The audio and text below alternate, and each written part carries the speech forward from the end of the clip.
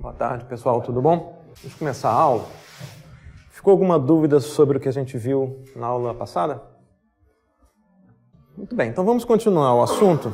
Primeira observação que eu queria fazer, acerca do princípio da superposição, vale a mesma coisa para sistemas em tempo contínuo. Tá? Não muda absolutamente nada, tanto que o teste aqui não envolve qualquer detalhe específico em relação ao sistema ser em tempo discreto ou ser em tempo contínuo, tá ok? Idem para o teste de variância no tempo. Tá? A gente verificou aqui o teste, né? Excita o sistema com uma excitação, verifica a saída, excita o sistema com a mesma entrada tempos depois, verifica se a saída é a mesma, menos do atraso temporal. Isso aqui é independente do fato do sistema ser em tempo contínuo ou ser em tempo discreto. Tá? Então vale também para sistemas em tempo contínuo. A gente viu também solução de equação de diferenças, né? Viu o protocolo de solução, no caso para um sistema de ordem n. O protocolo é exatamente o mesmo para equações diferenciais ordinárias. Okay? Mesmo tipo de ideia. Digamos assim, os passos são os mesmos. Os detalhes que mudam são os seguintes. Né? Se você tem uma EDO, não vou escrever a equação aqui, mas você computa o polinômio característico como foi visto na aula do professor Paulo César. Tá? Da onde sai o polinômio característico? Da substituição do operador diferencial por uma letra, D, por exemplo.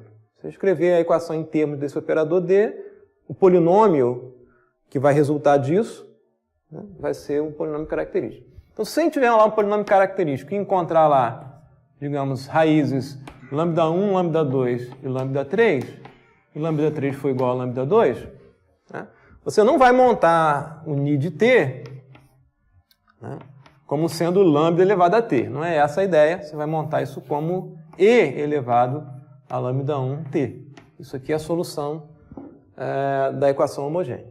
Tá ok? Então tem a base aqui é o E. Tá ok?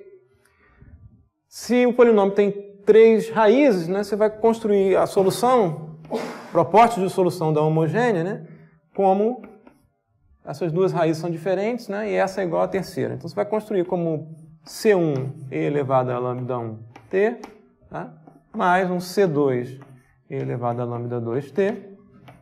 A próxima lambda 3 que é repetida, né, eu não posso escrever C3 e elevado a lambda 3t, senão eu removo, eu consigo escrever esse cara aqui de forma única. Né? Se eu fizer isso aqui, né, e elevado a lambda 3t, e lambda 3 é igual a lambda 2, eu consigo escrever isso aqui como C2 mais C3 e elevado a lambda 2t.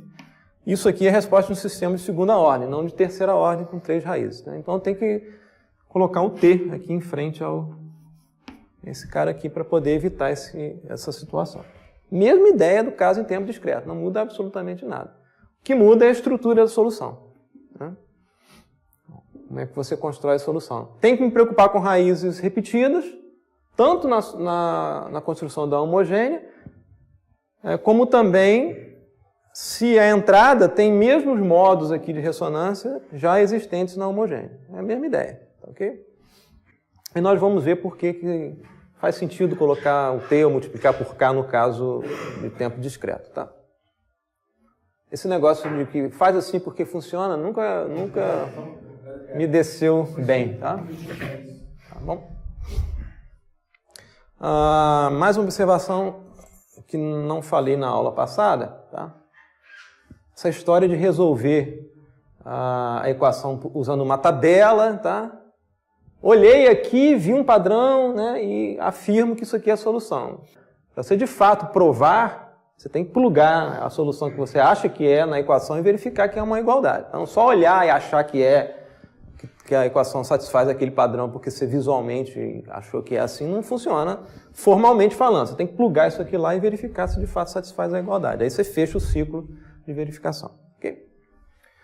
Então, antes da gente entrar em resposta impulsiva, vamos verificar algumas consequências do princípio da superposição em relação a outros conceitos que a gente viu antes no curso, né, na parte do professor Paulo César. O princípio da superposição está simples, né? Duas entradas distintas, monto uma terceira que é uma combinação linear dessas duas entradas. Para cada entrada o sistema responde com duas saídas distintas. Então, a saída resultante vai ser a mesma combinação linear com os mesmos pesos, né, C1 e C2, que você usou para montar a entrada. Esse é o princípio da superposição. Você pode construir um teste usando o princípio para verificar se o sistema é linear. Se ele não passar no teste, ele não é linear. Tá ok? Agora, uma vez constatando que o sistema é linear, você pode usar o princípio da superposição. O sistema é linear. Então, ele satisfaz o princípio da superposição e isso tem uma série de consequências interessantes para a gente. Tá? Uma delas é a seguinte. A superposição, ela vale não somente para duas entradas diferentes, mas para um sistema sem entrada, homogêneo, e duas condições iniciais diferentes. A vantagem da superposição, né, além, né, de você construir uma entrada como combinação linear de duas, você pode ver isso de outra forma. Você pode pensar que você tem uma entrada que você está decompondo em duas outras entradas mais simples. Tá? E o efeito é superposto. A mesma coisa vai valer, né, para condições iniciais num sistema homogêneo. Tá? Primeiro, a gente vai ver aqui a equação homogênea. Eu coloquei de volta aqui a estrutura do professor Paulo César, tá? Para isso se reportar o material dele. Okay? Para k igual a zero, né, eu estou com V de n aqui, eu vou computar o primeiro valor da saída ni, né, que vai usar as condições iniciais originais do sistema. Tá? Então, ni de n vai ser o somatório de L de 0 até n menos 1, menos a L, que são os coeficientes invariantes aqui do sistema, ni de L. Vocês conseguem enxergar isso aqui como produto interno entre dois vetores, o vetor A, tá? E o vetor ni. No vetor A, eu coloquei aqui os coeficientes do sistema negativados, e no vetor ni, negrito aqui, 0 para indicar que é a condição inicial, coloquei as condições iniciais sobre ni. Esse é o produto interno entre dois vetores. A transposto ni. Eu estou colocando essa forma vetorial para a gente poder decompor as condições iniciais em termos vetoriais. Tá? O sistema é recursivo, né? Se eu computei o ni de n, o que vai acontecer no próximo passo, quando k for igual a 1? Eu vou jogar, né, o ni de 0 fora, vou colocar o ni de n que eu computei aqui, vou ter novamente um vetor de n pontos. Okay? Então o sistema se repete sempre, da mesma forma. Joga a última condição inicial fora, mais antiga, né, e acrescento ao vetor o elemento que eu acabei de computar. Princípio da superposição. Se eu tiver duas condições iniciais distintas aqui expressas em forma vetorial, tá? Condição inicial 1, condição inicial 2. Para a condição inicial 1, o sistema responde unicamente com a saída ni1, pelo princípio da existência de unicidade. Para a condição inicial 2, distinta de 1, o sistema responde unicamente com ni2. Vale o princípio da superposição. Se eu construir uma terceira condição inicial, que é uma combinação linear das duas condições iniciais, né, C1, ni01 mais C2, ni02, a resposta vai ser a sobreposição dos dois efeitos. E tem conexão direta com o conjunto fundamental de soluções. Se eu tiver uma condição inicial ni0 aqui, expressa vetorialmente, as condições são colocadas no vetor ni, tá? Posso escrever ni0 vetor como ni0 que multiplica a matriz identidade. E ni0 que multiplica a matriz identidade produz aqui uma saída ni, tá? Eu posso escrever isso aqui, né, como elemento ni0 que multiplica o vetor de n elementos, né, 1, 0, 0, 0, 0, né, e assim por diante, ok? Para cada vetor desse aqui da base canônica, eu posso associar uma solução fundamental. Tá? Eu estou chamando aqui ni subíndice F0, solução fundamental associada a esse primeiro elemento do vetor da base, e assim por diante. Pelo princípio da superposição, a saída ni de k para qualquer valor vai ser uma combinação linear das n soluções fundamentais associadas aos vetores da base canônica, né?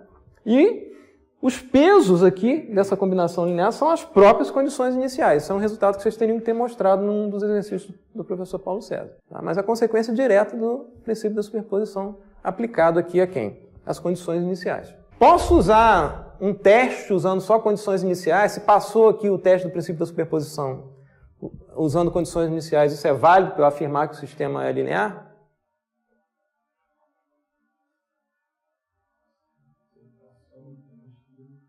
Suponha que eu faça esse teste aqui, tome duas condições iniciais distintas e verifico que o princípio da superposição vale para o sistema.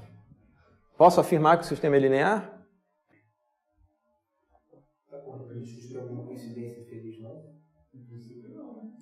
Em princípio, não. Por quê? Condições iniciais são elementos, né, guardados em elementos armazenadores do sistema, estão guardados em memória no sistema. Então, eu estou olhando uma conexão entre elementos de memória do sistema e a saída. Eu estou olhando metade do problema. Pode ser que tenha uma não linearidade entre a entrada e as memórias. Tá? Então, eu estou olhando parcialmente, eu não posso fazer isso. Por isso que o princípio da superposição, para efeito de teste, é entrada, saída, que eu varro todo mundo. Né? Posso ter alguma não linearidade. Pode ser que só das condições iniciais para frente, para a saída, isso seja linear, mas pode ter uma não linearidade entre a entrada, né, e as condições iniciais. Isso fica mais claro quando a gente vir a representação em espaços de estados. Vai valer o princípio da superposição se você tiver os dois efeitos em conjunto, entrada e condições iniciais. Não tem por que ser diferente. A gente viu, né, que a gente pode decompor qualquer solução NI de K entre a soma, né, de uma solução da homogênea, ou seja, entrada nula e uma condição inicial, e uma solução particular para uma determinada entrada específica. Eu vou usar o subíndice H para indicar a solução homogênea, tá? Isso requer necessariamente que a entrada do sistema W é zero para qualquer K. O sistema não é forçado. Vou usar o subíndice P para o NI para indicar que isso é uma solução particular, requer necessariamente uma entrada não nula, e pode ter ou não condição inicial não nula. Ok? Não é necessário que a condição inicial seja nula. De modo que se eu tiver um caso completo com entrada W não nula e uma condição inicial C, eu vou indicar aqui NiP, isso resulta numa saída NiP, e o subíndice do subíndice aqui, o C, para indicar que tem uma condição inicial aqui não nula. Esse resultado pode ser escrito em termos de dois outros. Um que tem a mesma entrada W, mas com condição inicial nula, somado com um que tem entrada nula e condição inicial C. Eu consigo somar essas duas e chegar naquela de lá, graças ao princípio da superposição. Está clara a notação aqui? Então, se tem um H, essa solução homogênea significa que o W é zero, subíndice C aqui do H indica que tem uma condição não nula. Tá? Eu estou escrevendo em forma vetorial aqui, lembrando lá do produto interno que a gente viu antes. Então, eu posso escrever o NiPC de K como o NiHC mais o NiP0 de K. Okay? E a gente viu pelo princípio da superposição que eu posso decompor o C como a soma de A e B. Decompõe aquela condição inicial guardada no vetorzinho C em dois vetores A e B. A e B somam em C. E posso agrupar, né? Escrever isso como NiHA mais esse cara P0, NiP0. Tá? Esse cara em si é uma solução particular, né? Porque envolve uma entrada, que tem esse NiP aqui, e envolve uma condição inicial B. O que reforça o que a gente viu na teoria antes, né? Qualquer solução pode ser escrita em termos de uma particular e uma homogênea. Então eu posso escrever o NiPC em termos de uma homogênea e essa particular aqui, NiPB, né? E posso escrever o NiPB em função do NiPC. Se eu quiser escrever o NiPB em função do NiPC, né, isso vai ser NiPC menos quem? O NiHA, que pelo princípio da superposição é igual a NiPC mais o Ni, né, com condição inicial negativada aqui. Porque eu sei que se eu somar, né, no domínio das condições iniciais aqui, C com menos A, eu chego a B. Então eu consigo fazer essas manipulações simples graças ao princípio da superposição. Esse tipo de decomposição entre entrada nula e condição inicial nula é muito comum e útil. Tá? Vamos retomar aqui um outro exemplo que foi visto lá no material do professor Paulo César. Sistema de primeira ordem, variante no tempo. Né? Ni de K mais 1 é igual a K dividido por K mais 1, Ni de K. Tá? Então tem um deslocamento de uma unidade de tempo aqui, sistema de primeira ordem, mais uma entrada aqui dada, né, por 1 sobre K mais 1. E a condição inicial foi dada aqui, lá no exercício do professor Paulo César, né? Ni de 1 é igual a 1. A gente quer obter a solução para K maior igual a 1. Esse exemplo foi utilizado para verificar que qualquer solução pode ser escrita em termos de uma homogênea mais uma particular. Né? Uma forma de você resolver esse tipo de sistema, já que é de primeira ordem, você consegue fazer por tabela, né? É separar o problema em duas partes. Eu calculo a homogênea, quer dizer, zero a entrada e olho a condição inicial não nula, e somo isso com uma outra solução, em que eu zero a condição inicial e olho só a entrada não nula. Se a gente olhar o sistema homogêneo, ou seja, a entrada nula, vou fazer de forma genérica, tá? Eu não vou fixar aqui o ni de 1 igual a 1, não. Vou deixar em aberto, tá? Para ficar o mais genérico possível. Faço uma tabela K, ni H de K, já que eu estou computando a solução da homogênea. Eu coloco o ni H de K mais 1 só para completar o quadro aqui, tá? Então, eu começo aqui para K igual a 1, domínio ali é para K maior ou igual a 1. Ni de 1 é um valor qualquer, ni H1 diferente de zero. Faço as contas olhando a equação, enquanto o próximo cara, ni H de 2, né, vai ser igual a quê? Olha a equação. Ni H de 2 para K igual a 1 vai ser K, que é igual a 1, dividido por K mais 1, que é igual a 2, ni de 1, que eu vou deixar aqui indicado explicitamente. Ni de 1 dividido por 2. Esse cara, ni de 2, eu coloco aqui. Conhecendo o ni de 2, eu computo o ni de 3 usando a equação. Eu vou fazendo esse jogo. E encontro aqui, né, olhando K e ni H de K, um padrão de formação. Ni de 2 é igual à condição inicial dividido por 2, ni de 3 é igual à condição inicial dividido por 3, e assim por diante. Então, para um valor L qualquer, o ni de L é igual à condição inicial em 1, né, dividido por L. Em termos gerais, eu posso dizer que a solução homogênea vai ser dada por ni H de K, vai ser a condição inicial em 1, dividido por K. Então, eu resolvi a homogênea. O que eu faço agora para completar a solução? Zero a condição inicial e computo a saída, né, ni, para a entrada dada. W de K é 1 sobre K mais 1. Com condição inicial nula. Então, agora eu parto no sistema em 1, né, para K igual a 1, solução particular tem condição inicial nula. E faço as contas, da mesma forma que a gente fez antes, né? Começo com condição inicial nula, computo o próximo instante de tempo, né? Passo para cá e faço assim por diante, e verifico aqui depois no final, né? Para K igual a 2, né? O ni de 2 é meio, para K igual a 3, o ni de 3 é 2/3, para K igual a 4, o ni é 3/4, né? Parece evidente aqui que para um L qualquer, a solução particular é L menos 1 dividido por L. Então eu posso escrever a solução geral do sistema como ni de K, vai ser a soma da homogênea mais a particular. Que vai ser condição inicial dividido por K, solução da homogênea, mais, agora escrevendo na variável K, K menos 1 dividido por K. Isso para essa entrada específica aqui. Se a entrada mudar, muda a solução. A solução particular depende da entrada que você escolheu. Note, esse cara aqui é a solução particular, ni P para a condição inicial nula. Esse cara aqui é também uma solução particular, né, para uma entrada dada, W, né, e condição inicial aqui em H de 1. Você pode escolher qual você quiser. Formalmente, você vai plugar esse cara aqui na equação e verificar uma igualdade. Não basta só olhar aqui e dizer que é porque eu vi, olhei e achei que é. Você pode errar a conta aqui e encontrar alguma coisa errada. Casos particulares, né? Ni H em K igual a 1 é igual a 1. Foi o exemplo dado pelo professor Paulo César, né? E a solução particular que foi encontrada lá foi que ni de K é igual a 1 para todo K maior que 1. Só plugar, né, essa condição inicial na solução dada, né, que a gente encontrou aqui, né, vai ser 1 dividido por K, mais K menos 1 dividido por K, que dá igual a K dividido por K, que é igual a 1 para todo K. Tem que ser coerente com outro resultado, não pode ser diferente. Mas ainda, eu posso escrever essa solução particular agora não para a condição inicial igual a 1, mas para uma condição inicial igual a C qualquer, em termos da uma particular com condição inicial igual a 1, mais uma homogênea, com uma condição que eu não sei, vou determinar, que é D, satisfazendo aquela decomposição de qualquer solução pode ser escrita em termos de uma particular mais uma homogênea. Agora fica claro pelo princípio da superposição que você faz manipulações simples, né? Isso aqui eu conheço porque eu tenho a expressão geral para a solução particular quando a condição inicial é 1. Esse cara aqui é a condição inicial, né?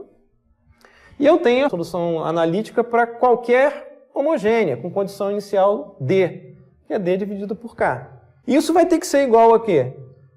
A equação dada, a expressão da equação geral, que é a condição inicial em 1 dividido por K mais K menos 1 dividido por K. E daí eu encontro que a condição inicial sobre essa homogênea aqui, para satisfazer essa decomposição, tem que ser C menos 1, que é C menos a condição inicial igual a 1, dada aqui em VP1. O que me permite fazer essas manipulações é o princípio da superposição. Então, sistemas de primeira ordem são importantes e fáceis porque a gente consegue resolver isso analiticamente sem maiores problemas. Inclusive no caso aqui, variante no tempo. Pensar agora no outro caso, variante no tempo, né? A gente viu no caso invariante no tempo, se a gente tiver uma equação do tipo ni de k mais 1 menos a ni de k igual a w de k, a gente resolveu isso na aula passada, não na variável k mais 1, mas na variável k, né? Estava todo mundo shiftado de menos 1 aqui, tá? Mas é a mesma coisa.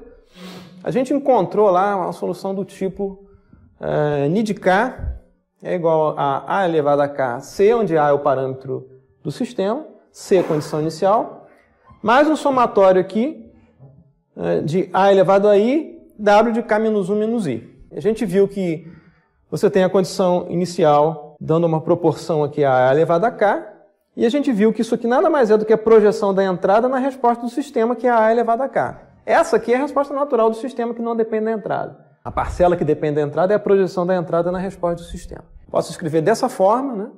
Ou trocar as variáveis e escrever dessa forma aqui. Esse somatório pode ser escrito dessa forma também, sem problema algum. Para um caso invariante no tempo. E se tiver um caso variante no tempo? O A, ao invés de ser um valor fixo, ele mudar com o valor do tempo, com o K, né? Suponha que eu queira resolver essa equação homogênea agora, sem entrada, tá? Ni de K mais 1 menos A de K, ni de K igual a 0. Com A de K diferente de 0. Porque se A de K for igual a 0, o sistema ele se degenera a nada. Tá, ok? Isso aqui é um sistema realimentado. Se o ramo de realimentação for 0, você destrói por completo o sistema. Não faz sentido mais ter o sistema. Então, A de K tem que ser diferente de 0 para todo K. E eu vou dar uma condição inicial em 0 igual a C e quero obter a solução do sistema. Posso fazer uma tabela, mas vamos fazer de forma analítica sem usar a tabela. Com o sistema de primeira ordem, a gente consegue fazer isso. O sistema é escrito dessa forma. Ni de K mais 1 é igual a A de K, ni de K. A gente viu antes como é que resolve se fosse uma soma, né? O sistema anterior nada mais é do que uma soma de duas parcelas, né? Ni de K mais 1 é W de K mais A ni de K. Isso você resolver. Agora eu tenho um produto ao invés de uma soma. O que eu faço para transformar um produto numa soma? Aplico um logaritmo. Se eu aplicar o logaritmo dos dois lados, né, da equação, o logaritmo natural de ni de K mais 1 vai ser o logaritmo natural desse produto aqui, vai ser o logaritmo natural de AK mais o logaritmo natural de ni K. Rebatizo as variáveis, né? Esse logaritmo natural de ni K eu vou rebatizar de ni chapéu de K mais 1, né? Esse cara aqui é o ni chapéu de K, mesma coisa, só um instante que é diferente.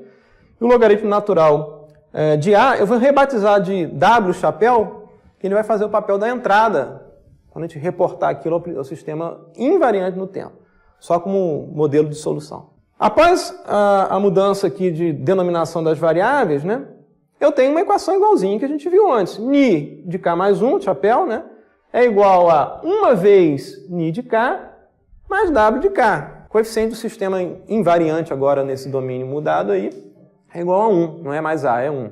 Tá? Então a solução a gente viu, no caso invariante, ni chapéu de K vai ser, no lugar de A aqui, 1 elevado a K, condição inicial chapéu, mais um somatório, né, de 1 elevado a K menos 1 menos I, W chapéu. Muito bem, só que a gente tem a relação entre o ni chapéu e o ni não chapéu. Esse cara aqui vai ser 1 elevado a K igual a 1, ln de ni 0, né? Mas esse cara também é igual a 1 sempre, não tem mistério, 1 elevado a qualquer coisa é igual a 1, né? Um somatório aí de W chapéu. Se a gente aplicar agora a exponencial ao ni chapéu para recuperar o ni, né? Isso aqui vai ser, ni de K vai ser exponencial de log de ni 0, né? Mais o somatório de log de A. Já substituindo aqui o W chapéu em I, né? Por L, isso aqui devia ser I, né? Por ln de A de I. Exponencial de soma vira produto, né? Então isso passa a ser E elevado a ln de ni 0, sem chapéu, né? Produtório aqui de I de 0 até K menos 1, de E elevado a ln de A. Né? E aí a solução sai de forma analítica como condição inicial ni 0, produtório, né? de I de 0 até K-1 de AK. Se o A for fixo no tempo, né, não mudar com K, né, isso aqui se reduz ao A elevado a K que a gente viu antes. Então é bom a gente estudar bem o sistema de primeira ordem, por quê? Porque a gente vai ver depois a representação em espaço de estados, que é uma representação de um sistema de ordem N, mas com uma dinâmica de primeira ordem. Então tudo que é importante acerca do sistema de primeira ordem vai ser aproveitado lá.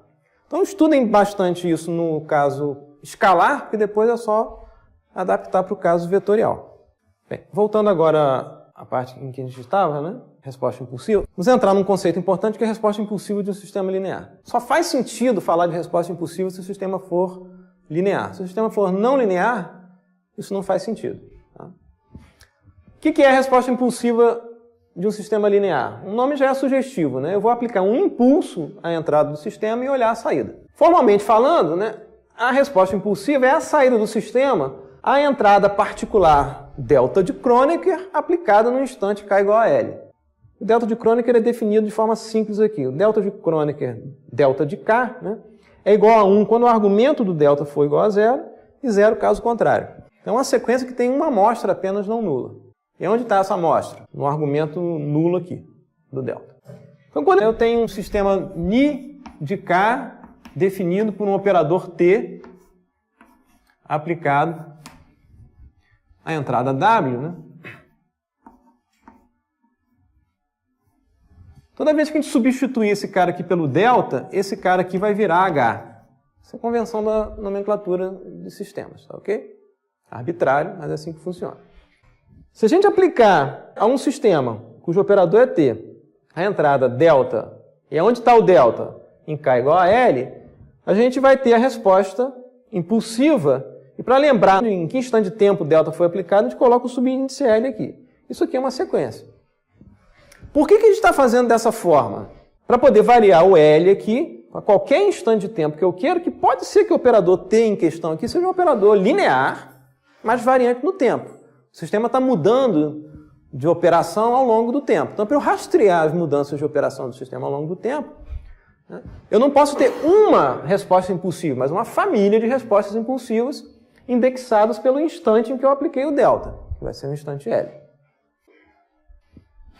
Tá clara a ideia aqui? Então, é como se você estivesse aplicando um impulso na entrada do sistema e colhendo a saída na saída do sistema. Se o sistema for variante no tempo, se eu aplicar o delta no instante L, ele responde de uma forma. No instante L mais 1 pode responder de outra forma. Então, eu tenho que varrer para todo L. A gente não vai ver isso porque a gente vai olhar só sistemas invariantes no tempo. Então, isso vai ficar mais simples do que o que a gente está vendo aqui. Basta aplicar um delta quando o sistema é invariante, centrado em zero. E qual a vantagem de trabalhar com o delta de Kronecker? É que eu posso expandir qualquer sequência de interesse em termos da função delta. Eu posso escrever uma sequência W de K qualquer, como um somatório na variável auxiliar L, WL, delta de K menos L. Não sei se fica clara essa expressão só olhando, né? Mas então, se eu tiver, por exemplo, uma sequência de 3 elementos aqui, tá? Com valores A, B e C, eu estou decompondo isso na soma, né? Tem um somatório ali. Dessa amostra aqui em A, com valor A em 0, né? Mais essa amostra aqui de valor B em 1, mais essa amostra aqui de valor C em K igual a 2. Tá ok? O resto tudo é 0. Então, quem é esse cara aqui? Esse cara aqui nada mais é do que a função A, que multiplica delta, né, de K menos 0. Onde está centrado o elemento não nulo? Em K igual a 0. Esse aqui é B, né, que multiplica delta de K menos 1. Isso aqui é C, que multiplica delta de K menos 2. Ok? Então, quando o argumento do delta é nulo, portanto, K igual a 2, a amostra é não nula e o valor aqui é C. Então, somar esses caras aqui, né? Eu reconstruo a sequência lá de cima. É o que diz essa fórmula aqui. Então, o elemento W em L aqui nada mais é do que o próprio valor da amostra da sequência original. Ok? Então, fiz a expansão de W em termos do delta de Kronecker. Agora, eu tenho um sistema cuja saída N de K é a aplicação do operador T, que define o sistema, variante ou invariante no tempo, aplicada à entrada W de K. Substituo o W de K pela expressão anterior. Está lá, T daquele somatório. Vou usar o princípio da superposição. O sistema é linear, né? Aplicar o operador T, a soma de A mais B é igual a T de A mais T de B. Né? Então, vou passar o operador T para dentro do somatório. Né? Isso vai ser o somatório com pesos WL de quem? De T de delta de K menos L, que a gente definiu aqui em cima como sendo a resposta impulsiva, ou a família de respostas impulsivas do sistema, possivelmente variante no tempo nesse caso. Isso aqui é para o caso de T ser variante com o tempo. No caso de T ser invariante com o tempo, né, fica mais fácil, né, porque o operador T não muda. Né? Então você tem um sistema cuja saída Ni de K é igual a T aplicada à entrada W de K. Tá? Invariante no tempo. O que a gente viu lá atrás? Que se o sistema é invariante no tempo, ele tem que passar esse teste aqui. Ni de K menos L é igual a T de W de K menos L. E a gente acabou de ver, né, que se eu substituir o W aqui por delta, esse cara vira H. Né? Então, T de delta de K menos L, que é HL de K, né, é igual a H de K menos L. A situação fica simplificada. HL de K é igual a H de K menos L se o sistema for linear invariante no tempo. Ok? Isso significa o seguinte: se o sistema é linear invariante no tempo, se eu aplico o delta em zero, ele responde de uma forma. Se eu aplicar o delta em qualquer outro instante de tempo, ele vai responder da mesma forma. Só tem que compensar pelo instante de tempo em que eu apliquei a entrada, né, delta. Então, eu posso escrever agora o Ni de K como um somatório em L pertencente a Z. Note que a variável que não é K, é L, uma variável auxiliar, W de L, H de K menos L. Percebam o seguinte: se eu tiver acesso à resposta impulsiva do sistema, sem saber funcionalmente quem é o operador T, não tem uma expressão analítica para o sistema, uma caixa preta, aplico o delta na entrada, alguém me diz que o sistema é linear invariante no tempo, eu consigo obter a saída Ni de K fazendo essa conta. Esse somatório é chamado de soma de convolução linear. Então, graficamente, né, a gente tem aqui uma entrada do sistema W de K, o sistema é linear invariante no tempo, ele é representado, ao invés do operador T, ele pode ser representado por uma sequência H de K. Lembrar quem é o H de K. O H de K, né? No caso do slit, é o T de delta de K. Aplico o delta na entrada do sistema, obtenho um H, né? E a saída Ni de K vai ser dada por essa soma de convolução, né? E que é representada compactamente como W asterisco H avaliado em K. É importante interpretar essa equação ao invés de só usá-la. Tá? Eu estou fazendo um somatório na variável L, de uma sequência expressa na variável L, e da sequência H de menos L. O que eu fiz com H de L para H de menos L? Fiz uma reversão no tempo. Então, reverti uma sequência no tempo, e estou deslocando por K. Quando eu quiser computar um Ni para um K qualquer aqui, né, mantenho uma sequência do jeito que está, reverto a outra no tempo, e o K que dá o deslocamento de uma pela outra. Fixado um K, esse somatório nada mais é do que o produto interno entre as duas sequências na configuração de deslocamento de uma em relação à outra. Então, graficamente, se a gente desenhar, vou desenhar aqui no contínuo para ficar mais fácil, tá? Então, se eu tenho aqui... Esse quadro realmente está difícil. Tem duas sequências aqui, vamos supor que essa seja a W, tá?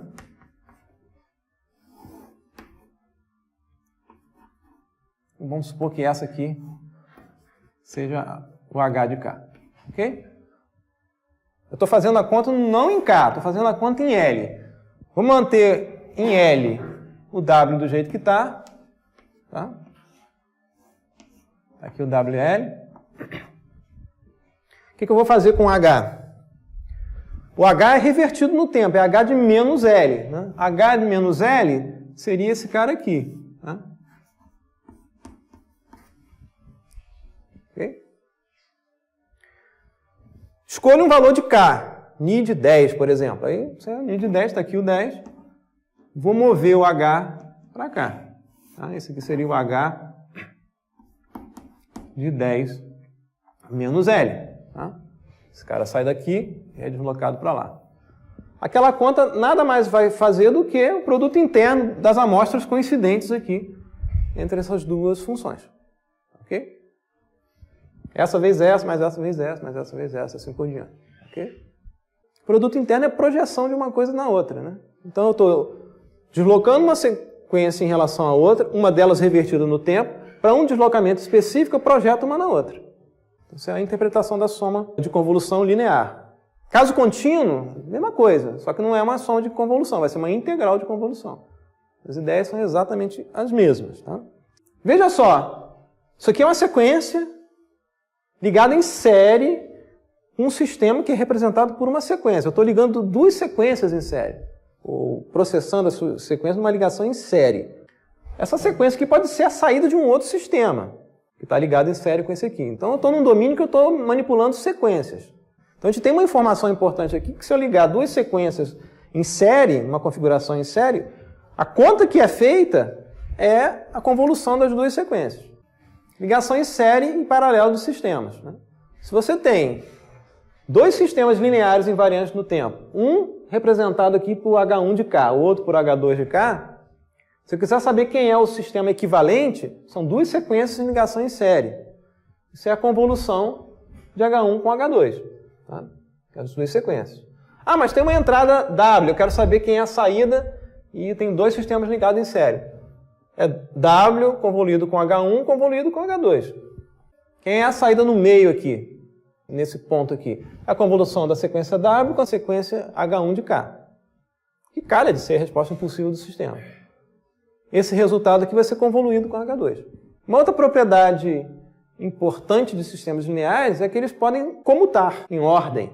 Se eu tenho um sistema linear 1 em série com linear 2, isso é exatamente igual ao sistema linear 2 ligado em série com o sistema linear 1. Posso comutar a ordem de dois sistemas lineares. Então vale essa propriedade aqui de baixo. Esses dois caras são exatamente iguais. Por que eu posso fazer isso? Pode fazer mudança de variáveis e encontrar formalmente. Qual é o processo aqui? Toma uma sequência, reverta a outra no tempo, movo uma pela outra. Para uma configuração de deslocamento de uma pela outra, eu faço um produto interno. Deslocar uma pela outra, a outra pela uma, é exatamente a mesma coisa, é movimento relativo. Eu posso simplesmente trocar esse cara aqui e chamar de W, né? E esse cara aqui eu chamar de H. Mudei alguma coisa? Absolutamente nada. Okay? Então, convoluir função G com função F é igual a convoluir função F com função G. Tá? Isso aqui é importante, a gente vai ver um exemplo do uso dessa comutação de sistemas lineares ainda na aula de hoje. Isso está ligado, né, ao fato da soma de convolução, por ser linear, né, vai satisfazer as propriedades associativa, comutativa e distributiva. A propriedade distributiva é vista na ligação de sistemas em paralelo. Eu tenho uma entrada, distribuo a mesma entrada entre dois sistemas, H1 e H2, saída aqui vai ser um Ni1, a saída aqui vai ser um Ni2, eu estou somando as duas saídas do sistema. Se eu quiser saber quem é o sistema equivalente, suponho que eu queira saber um sistema só que equivale a essa soma de dois sistemas. Isso nada mais é do que somar ponto a ponto, K a K, as respostas impulsivas dos dois sistemas. Então, a ligação em paralelo tem a ver com a propriedade distributiva. A ligação de sistemas em série paralela corda essa parte de sistemas lineares. Só manipula isso direto. E a gente vai ver, por exemplo, aquela história de raízes repetidas, né, que aparece lá o K que multiplica o lambda elevado a K, tem a ver com a ligação de dois sistemas idênticos em série. Tá? Se eu ligar em paralelo, dois sistemas idênticos, eu estou somando aqui um H com ele mesmo. A soma de H com ele mesmo é duas vezes H, é proporcional ao próprio H. Então é o mesmo sistema. Então se o sistema for de primeira ordem, eu estou somando dois sistemas de primeira ordem e ele continua de primeira ordem. Não aumenta a ordem do sistema por somar dois sistemas iguais. Já no caso de ligação em série, se eu ligar em série dois sistemas de primeira ordem, isso vira um sistema de segunda ordem. Ficou dúvida sobre essa parte? Ligação série paralelo, convolução? Isso é importante. Tá? Na situação em que o sistema 1 é igual ao sistema 2, então, se eu representar de forma compacta a situação, eu tenho uma entrada W, tá? Distribuir a entrada W entre dois sistemas, que eu vou, para não desenhar a caixinha, vou botar uma setinha, tá? Definido por um operador T, que é o mesmo operador T, linear, tá? Estou somando as saídas aqui dos dois sistemas. Isso aqui produz uma saída N1 de K, isso aqui também nenhum de K. É o mesmo sistema, é o mesmo operador T. Se o operador é linear, T é linear, e soma uma operação linear, eu posso simplesmente remover esse cara aqui, dizer, não, isso aqui é um ganho unitário, e passar o operador T para cá para frente. Então, se o seu operador é de ordem N, o sistema equivalente não aumenta de ordem pelo fato de eu estar ligando dois sistemas iguais em paralelo.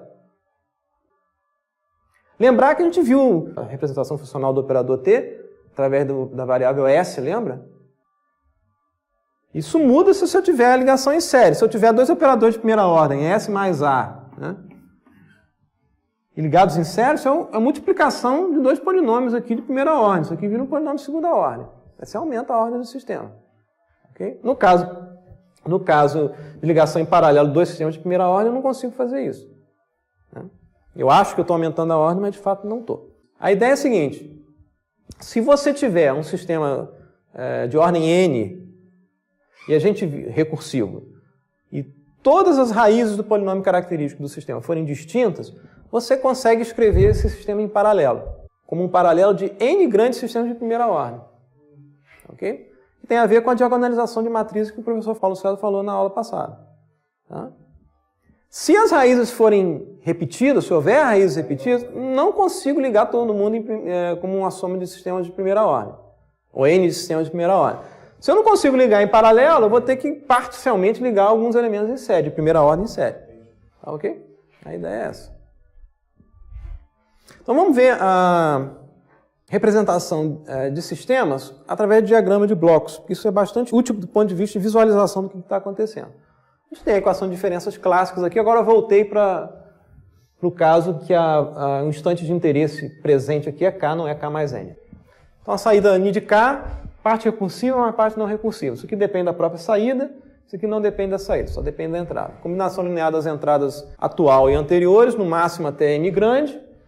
Né? Combinação linear das saídas, né? N saída, anteriores, no máximo aqui até N maiúsculo. E a gente viu o operador S, né? O operador shift. Né?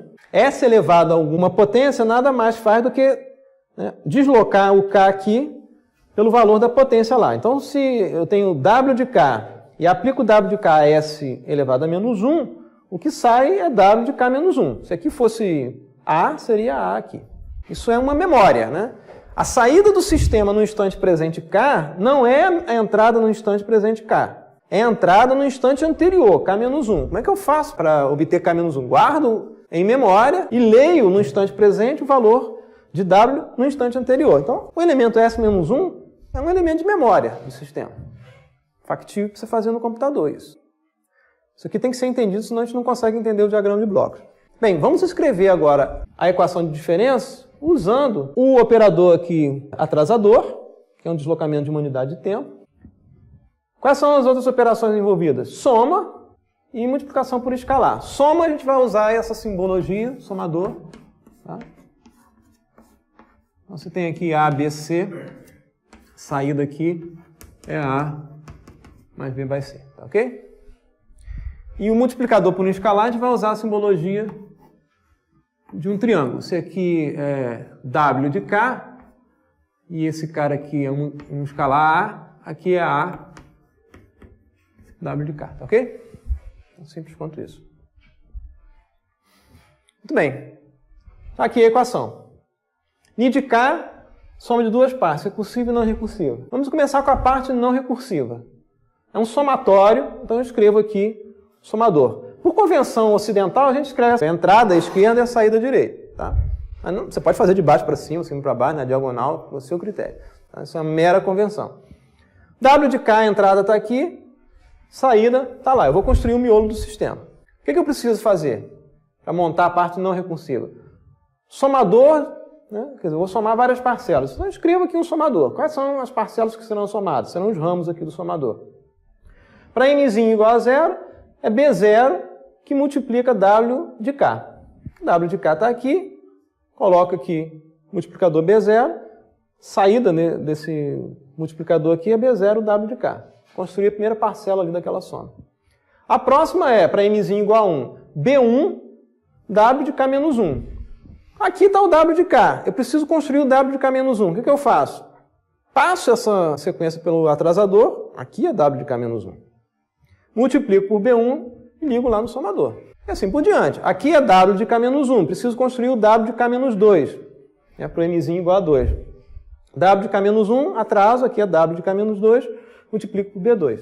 E vou fazendo isso até os M elementos, M mais 1 elementos ali necessários. Construir agora a parte recursiva. Saída depende da própria saída. Então, estou olhando aqui a saída. Tá? Isso aqui é uma vez, tá? Ni de K, por convenção.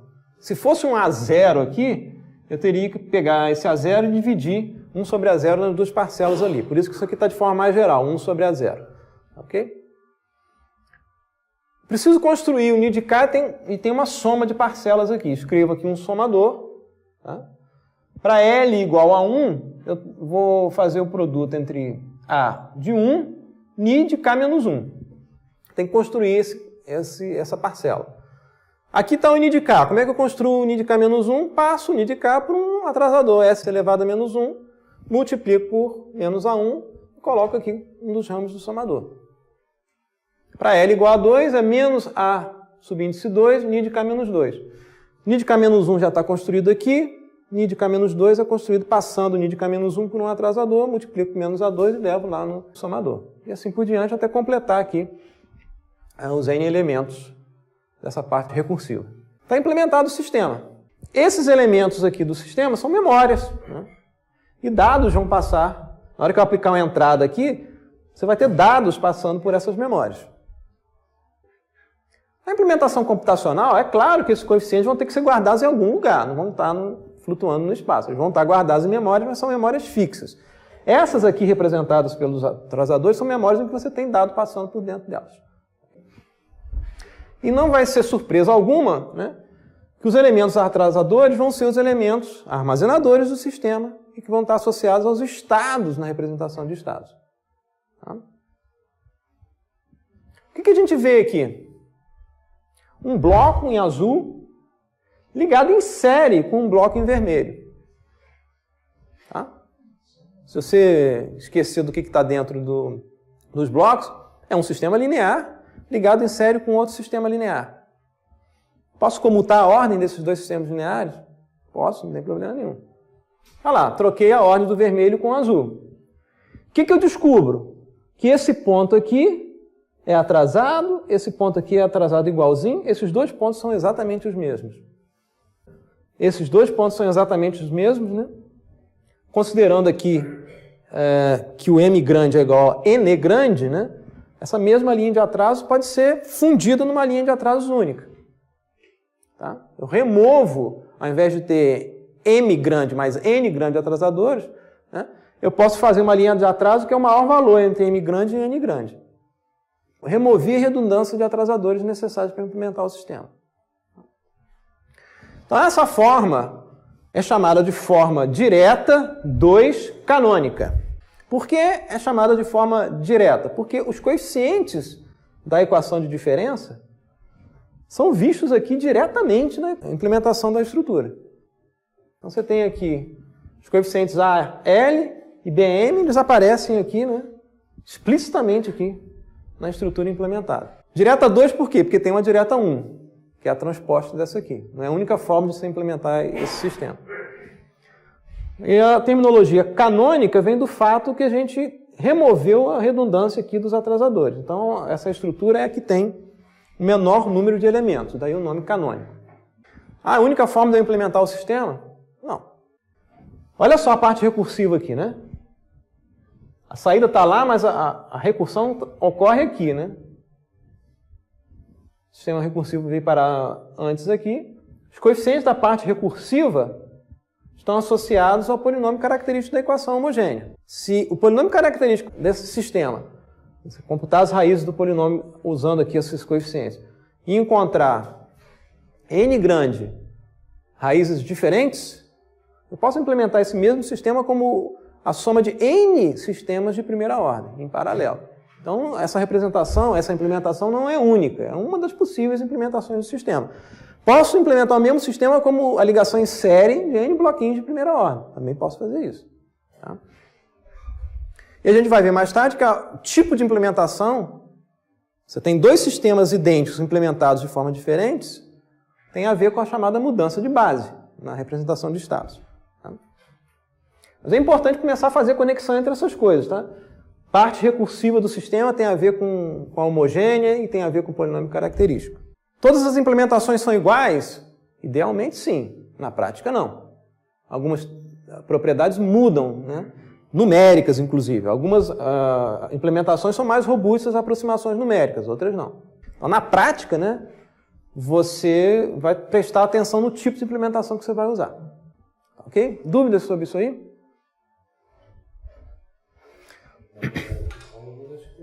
Tá.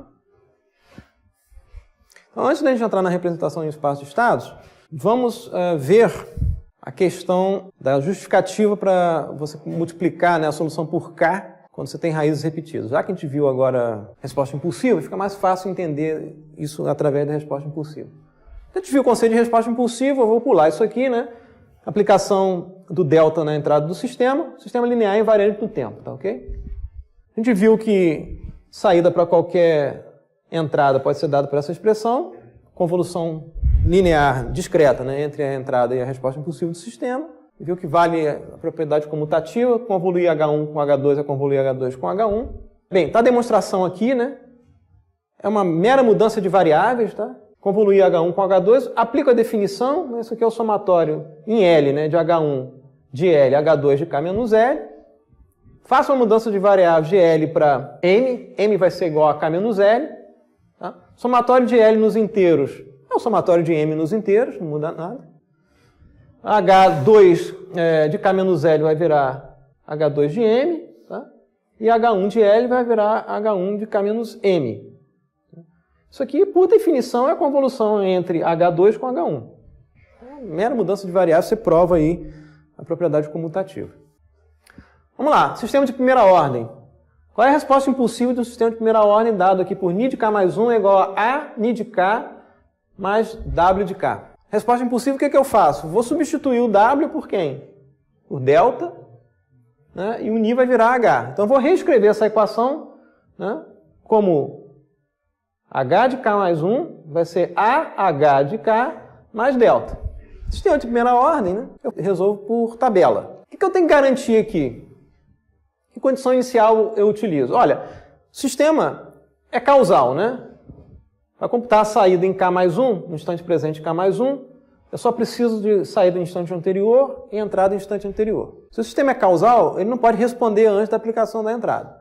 Resposta impulsiva pressupõe, né, como qualquer avaliação que você faz de um sistema através da entrada e olhando o que acontece com a saída, pressupõe que o sistema está inicialmente relaxado. Então, o sistema está inicialmente relaxado, em zero você aplica uma entrada de crônica, um delta de crônica.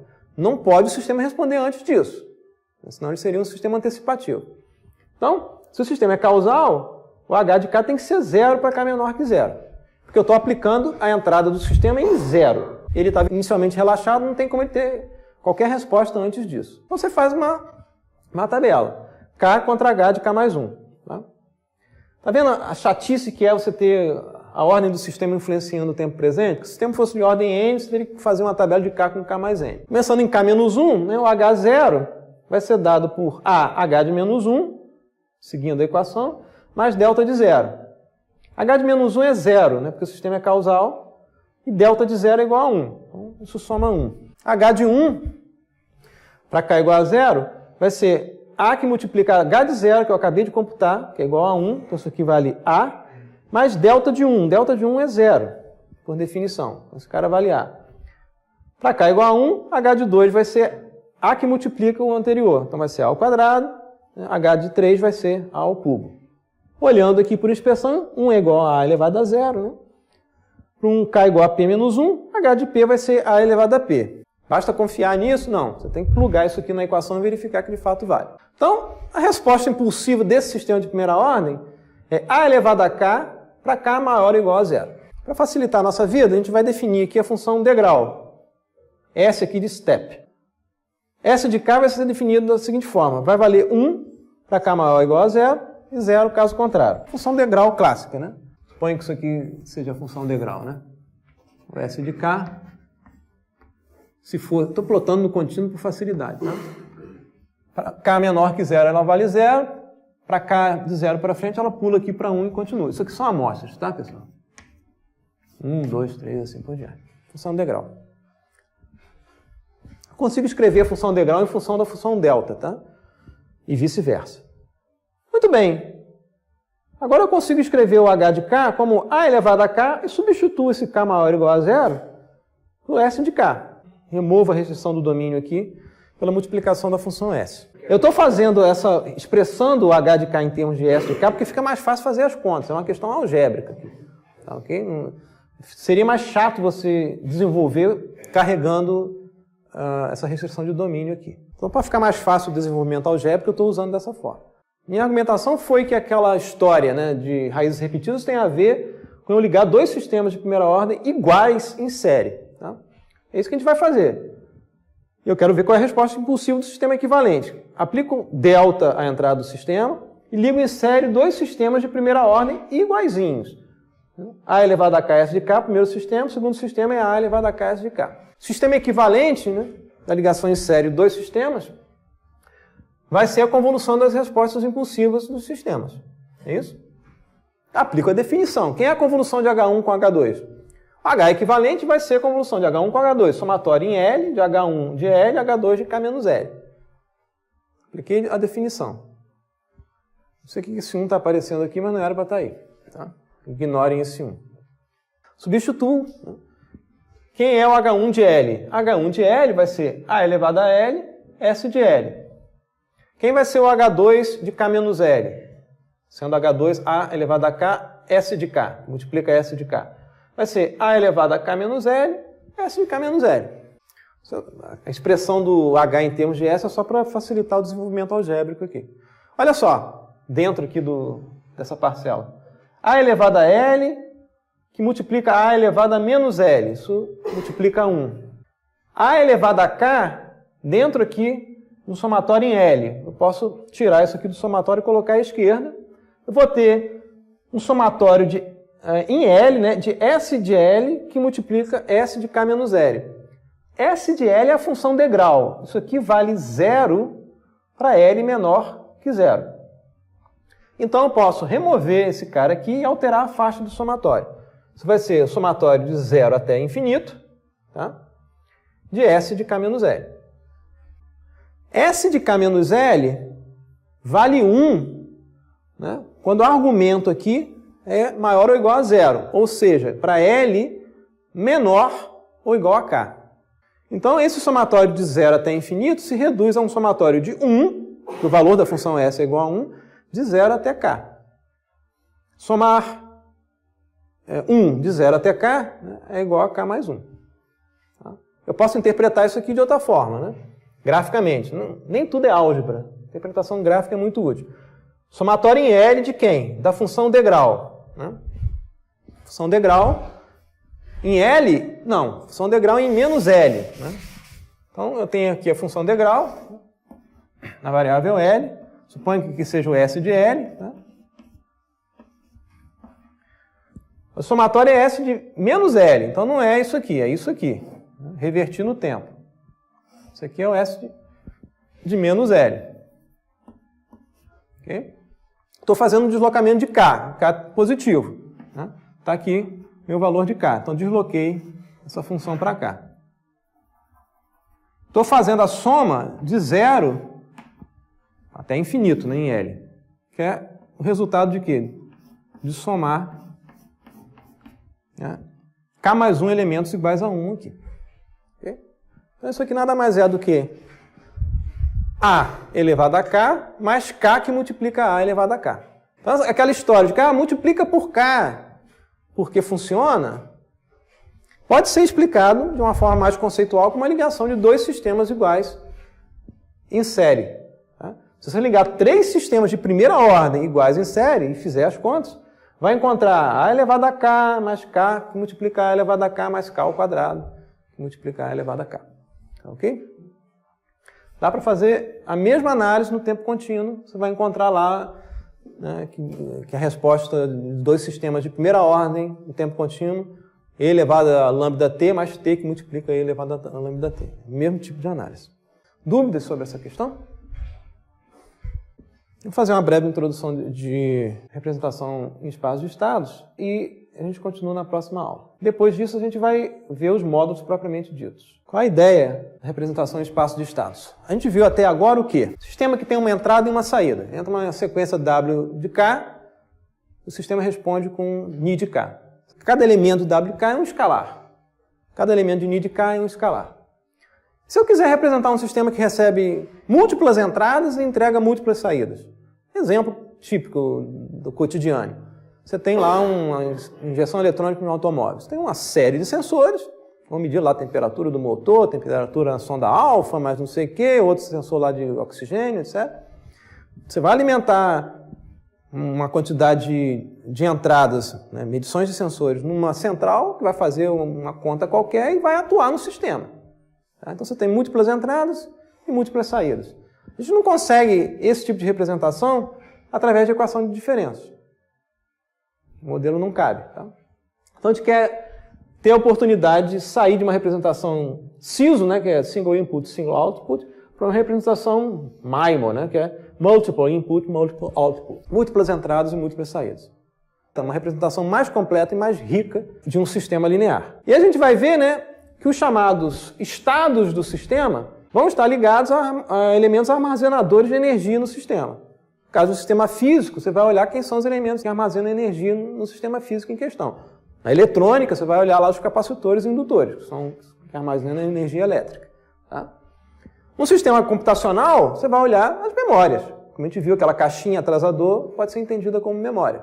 E a gente pode escrever um sistema de ordem n grande, mas de uma forma matricial vetorial, usando um modelo de primeira ordem. Primeira ordem significa dinâmica de primeira ordem. A ordem do sistema continua sendo n grande, porque a gente vai precisar de n grande armazenadores, n grande elementos de memória. Mas a dinâmica obedecida por essa equação matricial vetorial é uma dinâmica de primeira ordem. Então é importante conhecer bem a dinâmica de primeira ordem, porque a gente vai ver os mesmos padrões de solução portados do escalar para o vetorial, matricial vetorial. Então a gente vai ver isso na próxima aula, então, para não cortar o assunto no meio do caminho. Ok?